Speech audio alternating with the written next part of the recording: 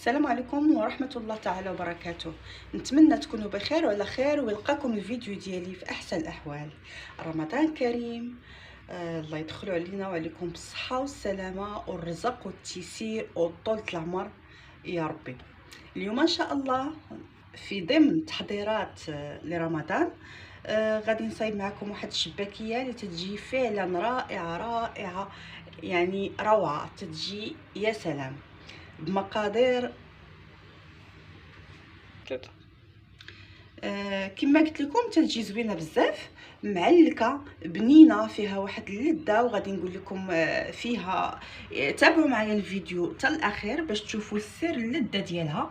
كاين واحد المكون اساسي تيخليها بنينه بزاف، لذيذه، تتجي فعلا تستحق التجربه. بقاو معايا ندوزو نشوفوا المكونات ونطلقوا. تنحتاج المقادير ديال الشباكيه. عندي كيلو و300 غرام ديال الفورس من النوعيه الممتازه، عندي 150 غرام ديال الجنجلان، و150 غرام ديال اللوز اللي درتهم في مقله وقليتهم واحد شويه، شويه ماشي بزاف، ما خاصهمش يتقلاو بزاف حيت مازال غادي يطيبوا في الشباكيه. 150 غرام ديال الجنجلان اللي خاصو يطحن مزيان ويتغربل، او طحنوه مزيان تيتعجن. انا ما غربلتوش، هو واللوز طحنتهم مزيان حتى العجينه حتى تعجن بحال هكا، يعني ما نحتاجش نغربلو. عندي رابعه ديال الزبده، تكون زبده نباتيه، اللي درتها في كاسرونه ودرتها فوق نار مهيله وخليتها تطبخ مزيان تولي نوازيط. الزبده نوازيط نديروها في شي كاسرونه، الزبده عاديه باش نوجدوا الزبده نوازيط. ناخذ زبده عاديه نديروها في كاسرونه، نشعلوا عليها النار مهيله ونخليوها تطبخ مزيان، يتحيد منها داك الحليب كله وتتولي اللون ديالها بني.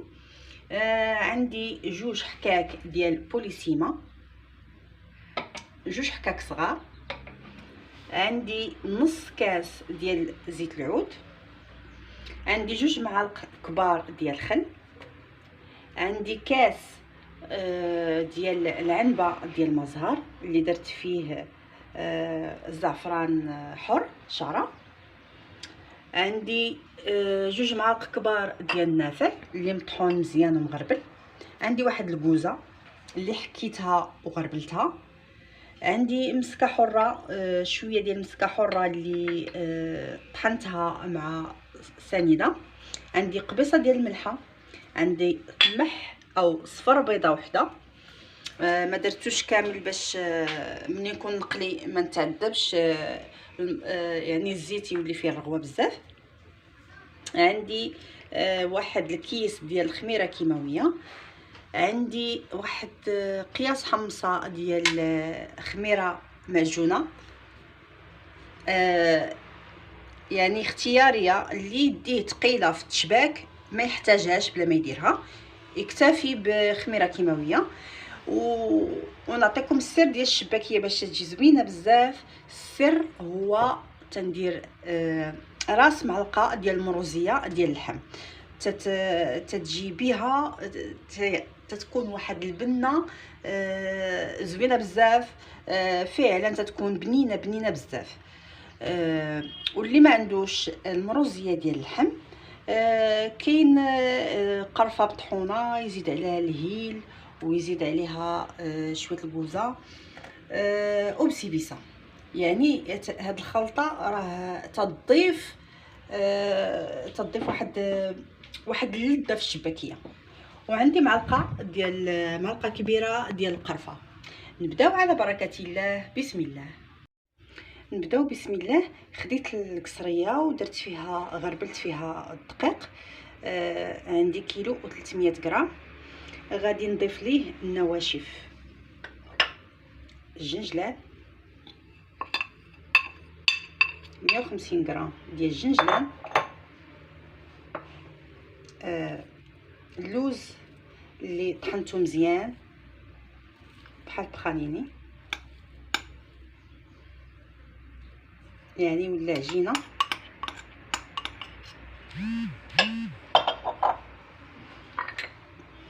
جوج معالق كبار ديال النافع،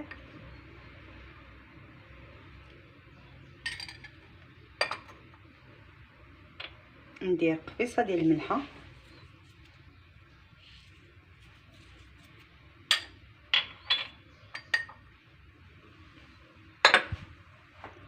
معلقه كبيره ديال القرفه،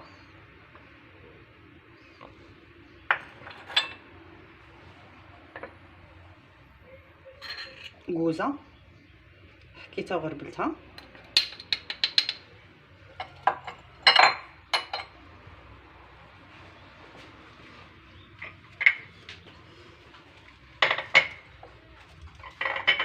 غادي ندير هاد مروزيه ديال اللحم، غنخلي الخميره هي والبيض وما زهر وخل، يعني كاع السوائل غادي نخليهم من بعد. انا جن نحاول نخلط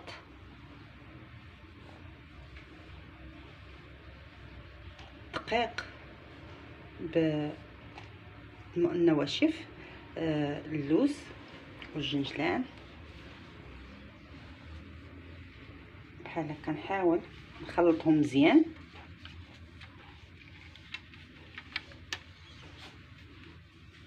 كاين اللي ما تيديرش العطريه في يعني في الشباكيه، صدقوني هاد المروزيه تتواتى معاها بشكل كبير، تيجي واحد المذاق رائع، يعني شحال من واحد كلاها عندي وعجباتو. وكاين اللي تيدير سكينجبير بوحدو، شفت تنعرف واحد السيده تدير راس معلقه ديال السكينجبير، انا عمري ما جربته، قالت لي راها تتجي زوينه بزاف. يعني كاين تيدخلوا عليها بزاف ديال، يعني كل واحد وعنده طريقه ديالو، كل واحد تيتفنن في الطريقه ديالو كما بغى، المهم النتيجه. نخلط مزيان ونحاول نلبس الدقيق بالزيت، زيت العود والزبده، ضروري الزبده نديروها نوازيت، نخليوها الطبخ مزيان. نحاول نلبس الدقيق والمكونات الاخرى بهذه الطريقه. راه فاش تنطحنوا الجنجلان واللوز تنطحنوه مزيان حتى هو تيطلق الزيت ديالو وتيساعدنا، يعني دغيا الدقيق تيتلبس.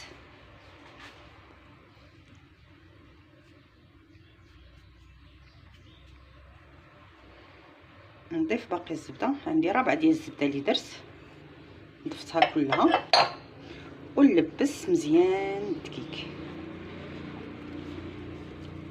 وما غاديش نعجنها دابا، خاصها تبقى ليله كامله ملبسه. هذا هو السر ديال ديك التعليكه اللي تتجي في الشباكيه. هاد المرحله مهمه، يعني تنقسموا الخدمه على جوج وتتجينا سهله الخدمه، وفي نفس الوقت الشباكيه تتجي معلكه ولذيذه بزاف وشاربه العسل.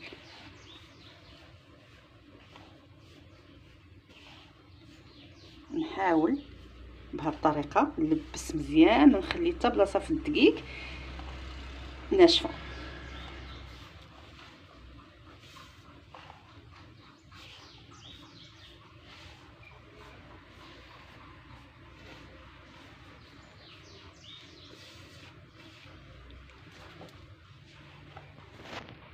غنبقى غادا بهذه الطريقه هكا، تنحك الدقيق باش يتلبس مزيان. نبقى غادا بهذه الطريقه تنكمل ونطلقها. البنات انا غادي ندير مسكه حره دابا صافي، وغادي نمعك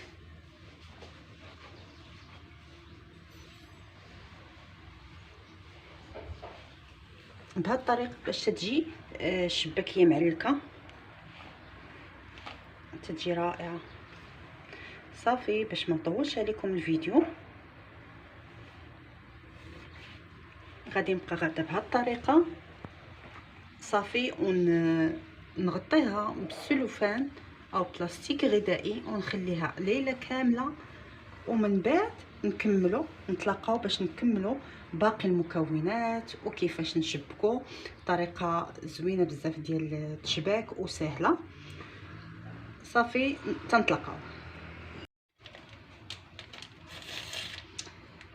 السلام عليكم مجددا الاخوات. من بعد ما خليت العجينه ترتاح، من الاحسن نخليوها ليله كامله. غادي نضيف ليها خماره،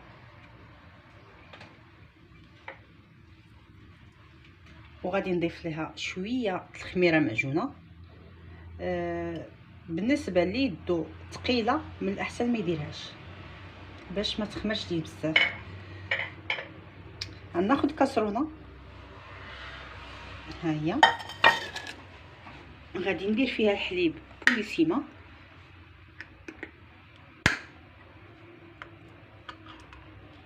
وغادي نخويه في الكاسرونه.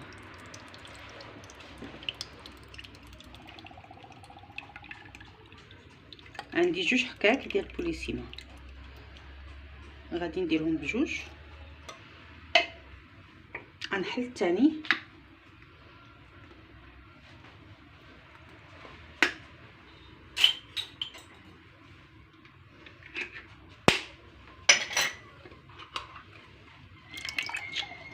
ونديرو تا هو في الكاسرونه. غادي نديرو غير يدفى واحد شويه فوق النار باش ديك الزبده اللي جمدات ليا في العجينه باش تذوب عاوتاني وتجيني العجينه سهله. غادي نسخنو ونطلقاو. من بعد ما سخنت الحليب، ها العجينه كي دايره رطبه. من بعد ما لبستها بالزبده والزيت، دابا غادي ندير بيضه صفر فقط. الاصفر فقط ديال البيضه، ممكن ديروا 2 بيضات. انا غادي نكتفي باصفر بيضه وحده باش ملي نكون نقلي ما تكونش ديك الرغوه في الزيت. وغادي نضيف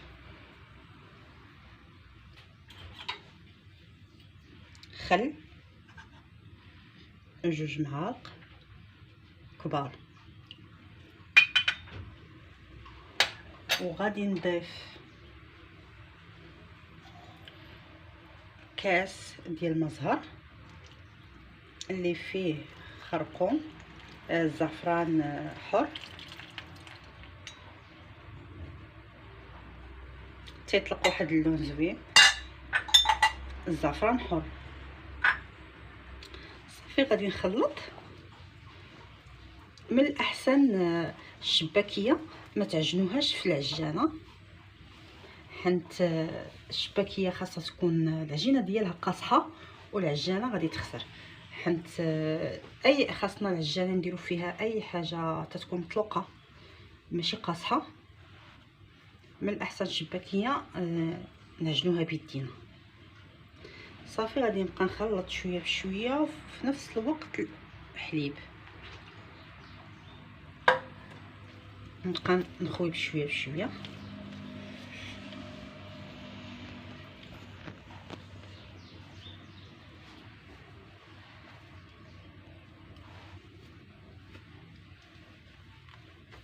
نخلطها بشويه.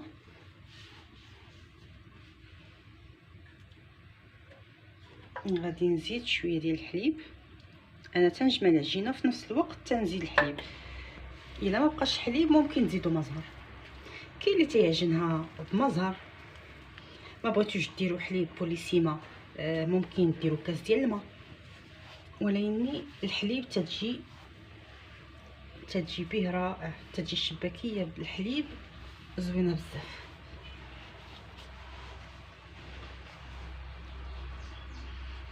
كاين ما تيديرش اللوز في الشباكيه، ممكن بحال واحد السيده قالت لي الشباكيه ممكن نعوض اللوز بالكاوكاو.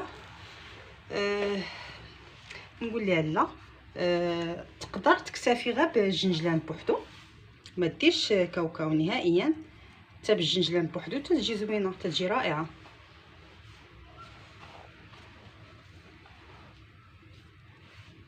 نزيد شويه ديال الحليب، وانا عيني ميزاني.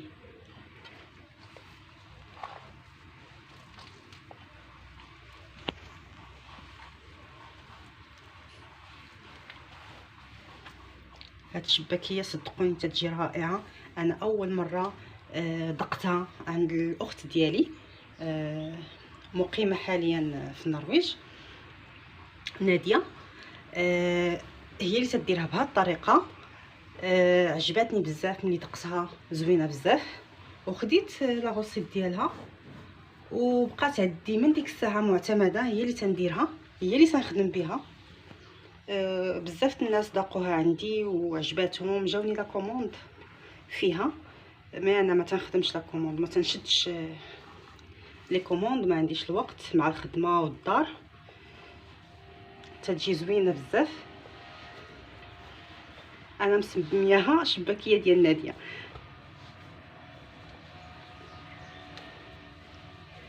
فعلا تتجي زوينه، وتنقول لها رمضان كريم، الله يدخلوا علينا وعليكم بالصحه والسلامه وطول العمر، وان شاء الله يرفع هذا الوباء باش نشوفكم.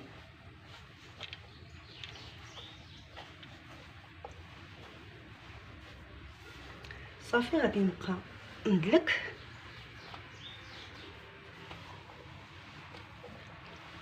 دابا جمعتها، غنزيد شي شويه ديال الحليب، يعني تندخل فيها 2 حكاك ديال بوليسيما تيجيو نيشان، يعني مثلا يخصوني ما والو، تتجي العجينه تيجيو في العجينه نيشان. الشباكيه تتبغي تدليك كما تنعرفوا، ضروري.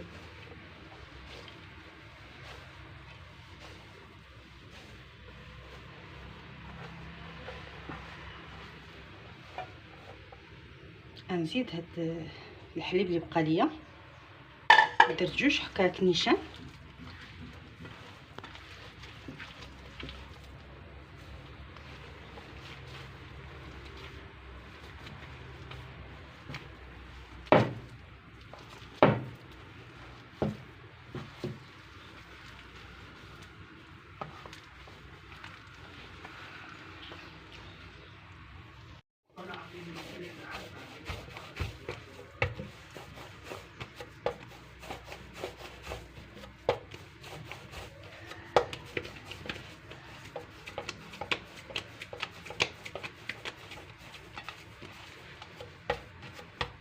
صافي العجينه وجدات، ها هي. ما تنخليها قاصحه، ما تنخليهاش خفيفه، باش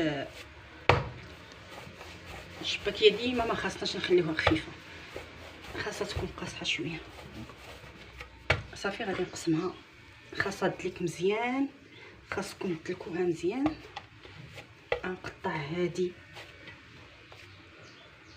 على 3، غنقطع، غندير 3 الكريسات.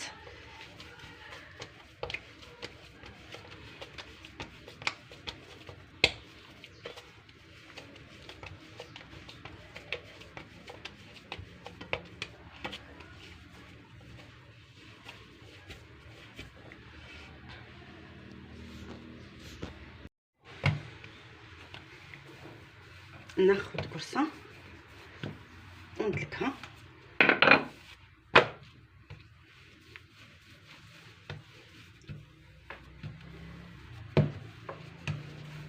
نطلقها بمدلك مزيان.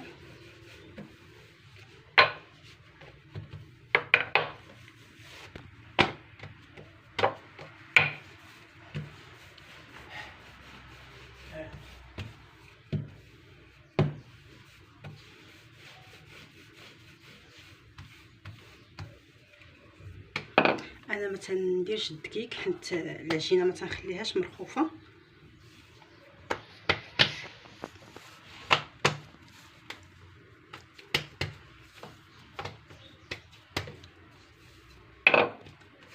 صافي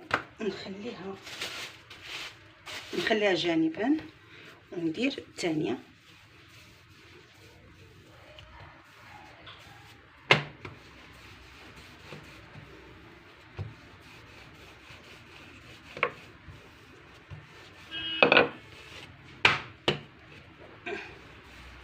دائما الشباكيه تندلكوها مزيان، تتبغي تدليك مزيان وباليد، حيت الماكينه ما تتبغيش العجينه تكون فيها قاصحه تتخسر.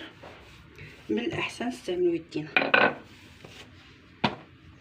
انا تندير هاد الطريقه باش تجي الشباكيه بحال الطريقه تنديروها في لاباط فويتي، تتجي مرقه.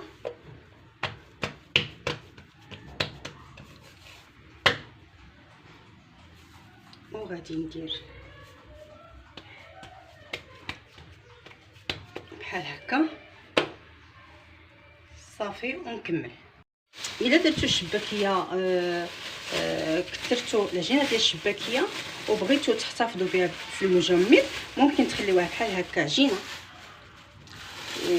وديروا القدر اللي بغيتو في بلاستيك غذائي وديروها في المجمد. تتبغيو اللي تقاد عليكم الشباكيه تجبدوا هاد المورسو مثلا هاد الطرف وتخدموه، طلقوها شي 10 دقائق تطلق بسهوله، وتعاودوا تخدموها وتقليوها وديروها في الزيت تتبقى بحال يلاه صايبتوها، بحال يلاه عجنتوها. غادي ناخذ هاد المورسو وغادي نطلقوا واحد شويه.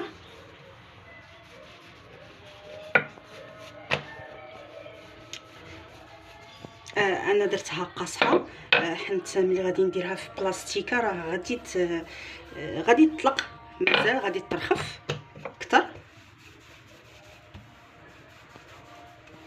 صافي غادي نشدها وغادي نقطعها على 4 شي كتجي، وغادي نديرها في بلاستيك غذائي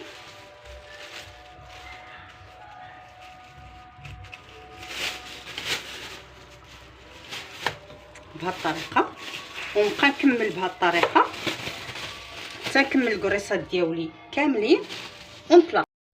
العجينه ملي خليتها في بلاستيك غذائي ترتاح، ها هي ولات رطبه. وغادي ندير شويه ديال الفورس وغادي نطلقها.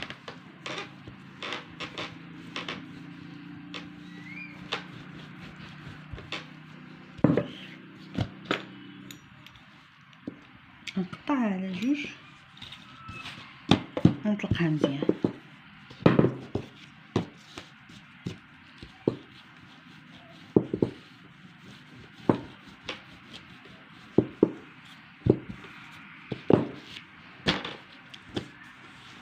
غنطلق العجينه الثانيه.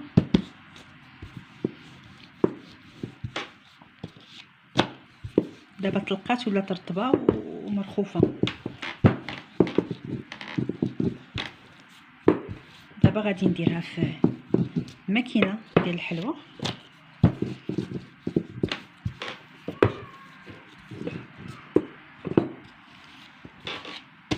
نزيد الرقاق هادي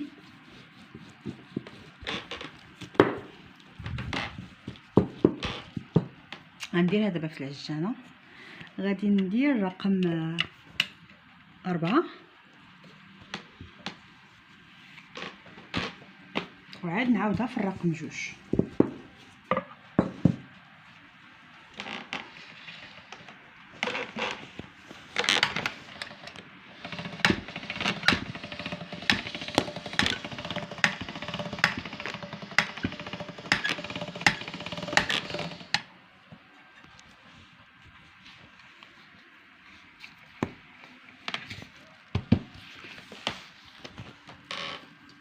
ندير العجينه الثانيه في نفس الرقم. ما بغيتيش تصوري ما تصوريش.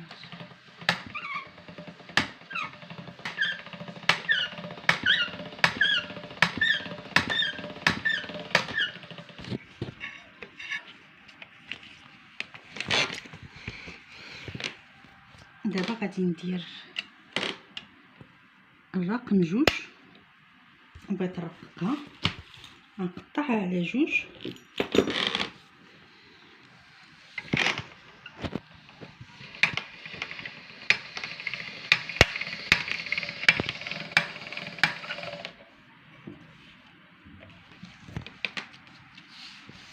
كل واحد وكيبغى يدير لها.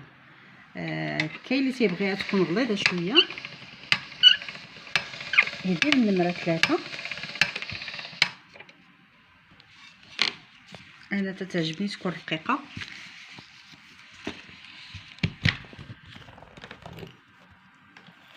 غادي نقطع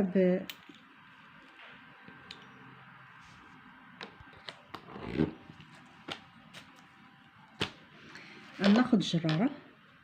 بسم الله. 1 2 3 4 5 تنقطع.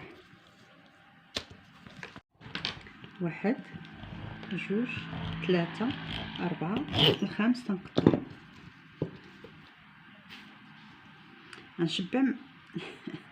غنشبك معكم وحده. تناخذ الاولى ونخلي الثانيه وناخذ الثالثه ونخلي الرابعه وتنشد هاد القنات وتنقلب الشباكيه بحال هكا. تنقادها بيديا وتنضغط من الجناب. الا كان الجناب غلاظ، الا كانوا غلاظ تنقص منهم شويه وتنخليها بهذه الطريقه على هذا الشكل. غادي نعاود معكم واحده اخرى.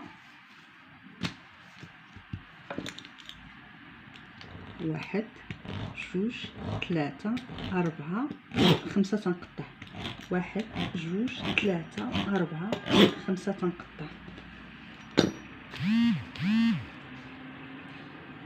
تناخذ وحده ونخلي وحده، ناخذ الثالثه ونخلي الرابعه وناخذ هاد الجوانب نضغط عليهم ونقلبهم ونبقى نقاد في الجناب باش نحصل على ورده.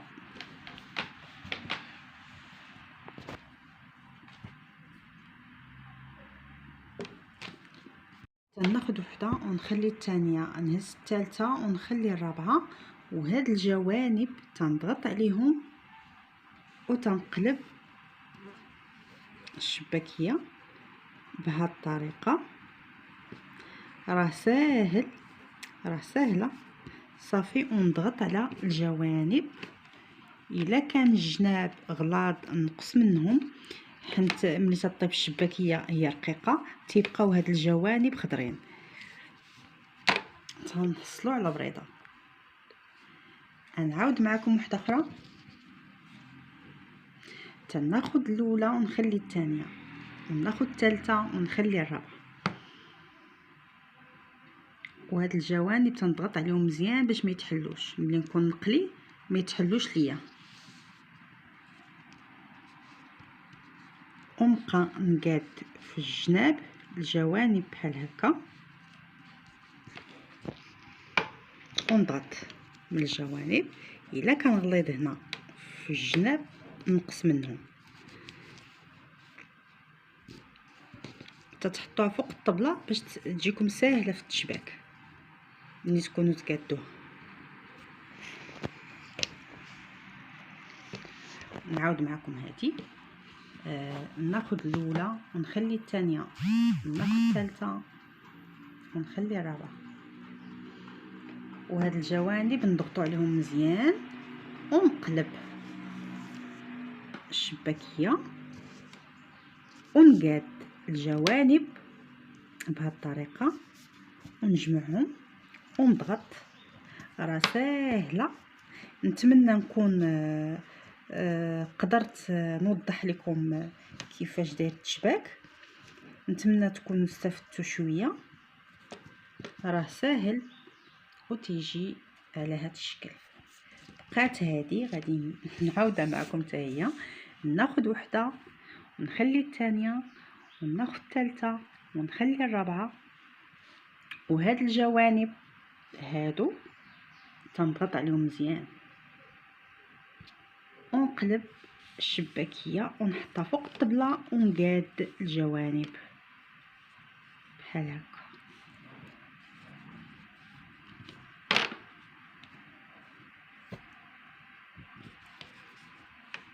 بحال هذا الشكل.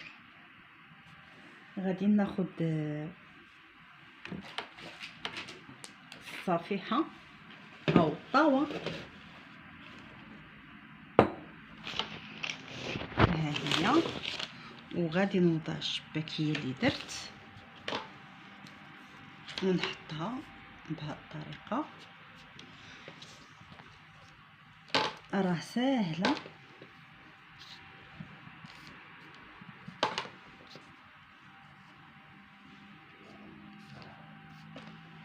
ونكمل الشباك بهذه الطريقه ونتلاقاو.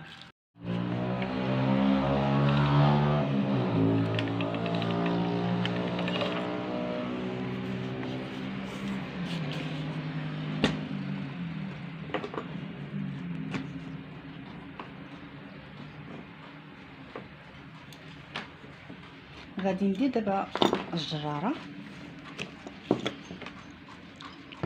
1 2 3 4 5 تنقطعو، 1 2 3 4 5 1 2 3 4 5.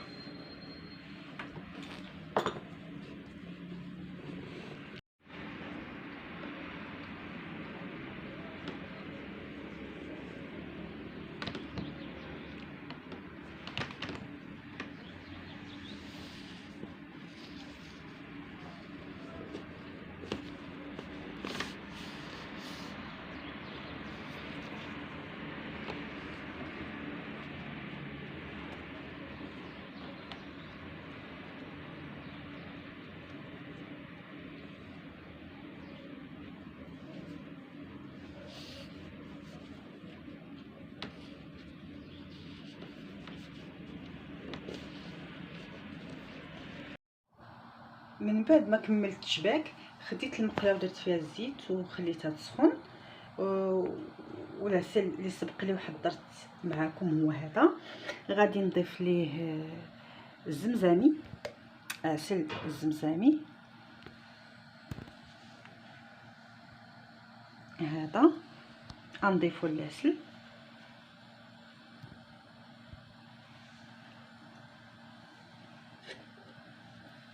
وغادي نجيب دابا الشباكيه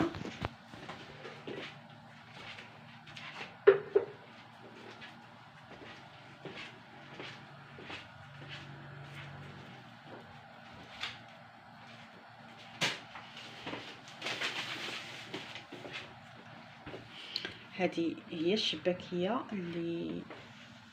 اللي كملت، اللي درت معكم. درت 2 طاوات من هادو و كيلو و 300 غرام ديال الدقيق تيخرج شي 3 كيلو ديال الشباكيه. نبدا بسم الله.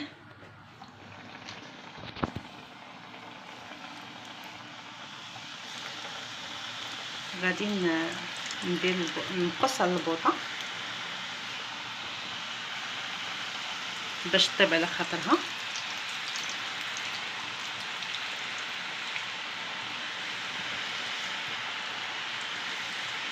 الشباكيه الا ما كانتش فيها الخميره ممكن تبات، تقدروا تخليوها حتى الصباح كاع وطيبوها.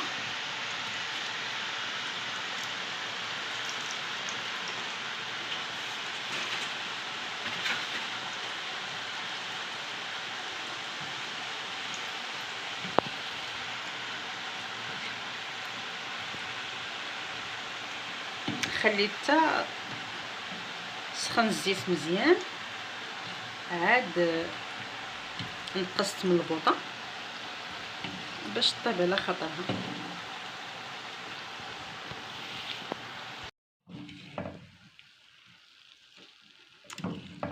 انا يلت هاد المقله طابت، ما نخليوهاش. انا تنبغيها تحمر مزيان،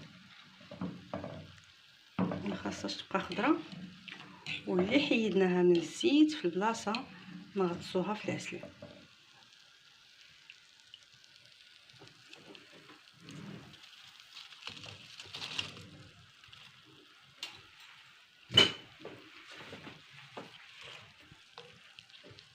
نغطسوها مزيان في العسل.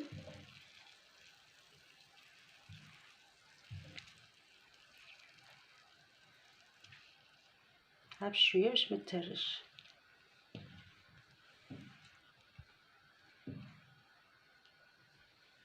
نخليها ترقد في العسل وندير الطاويه وندير طاوه نعمر المقله. الطاوه الثانيه ها بشويه باش ما تهرش لينا. ودايره العافيه مهيله باش ما تحرقش.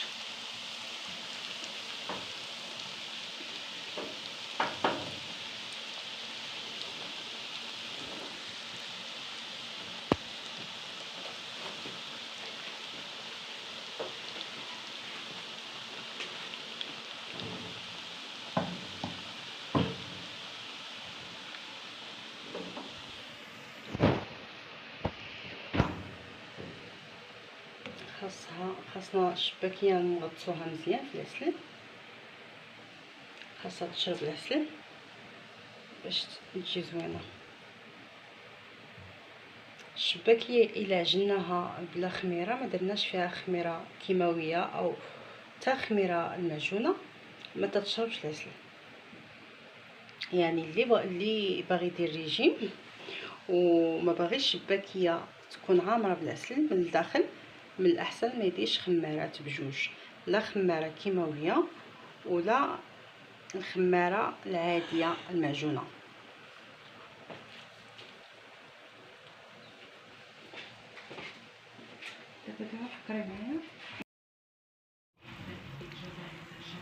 حيت المقله الثانيه وغادي نطفيه في العسل.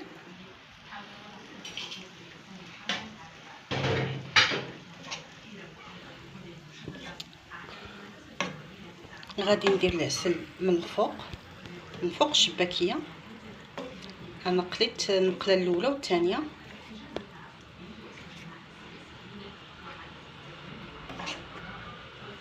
غير بشويه بشويه ندير فوق منها العسل، غير بشويه باش ما تهرش.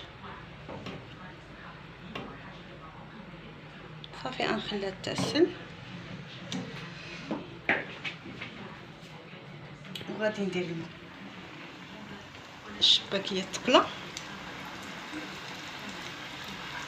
على عافيه مهيله باش ما تحرقش.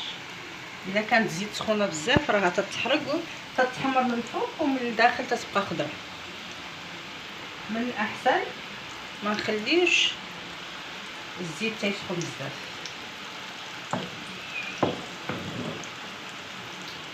نزيد نعمر.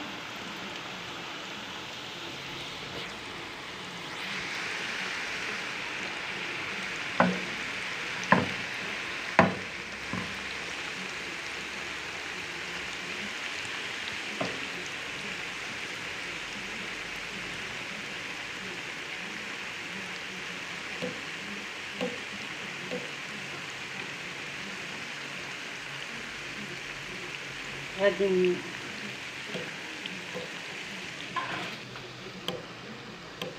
الشباكيه خاصها تتعسل مزيان.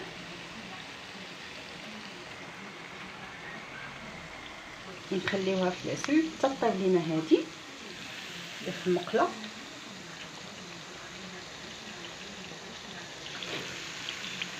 هانتوما غير بشويه باش ما تهرش، باش ما يخسرش لينا الشباك.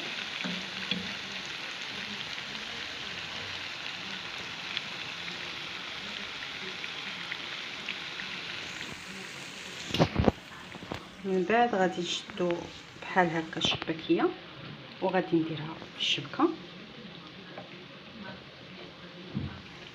خليها تقطر عاد نديرها في الكسكاس وغير بشويه باش ما تهرش.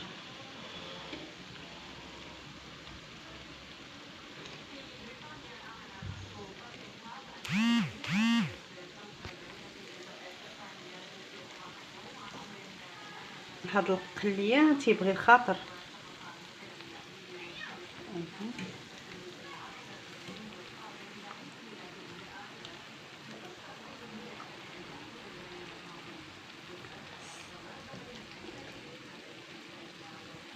ضروري خاصكم تحمروها مزيان، ما تخليوهاش خضره. ملي تنكون ناقصين البوطه دابا غادي ندير هنايا من بعد ما تقطرات غادي نرميها في الكسكاس.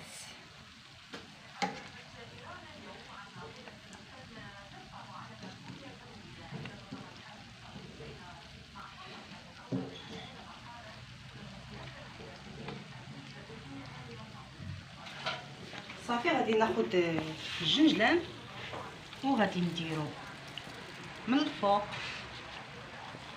بهذه الطريقه، ونبقى غدا تنكمل. البنات هذا هو الشكل النهائي ديال الشباكيه اللي صايبت معكم.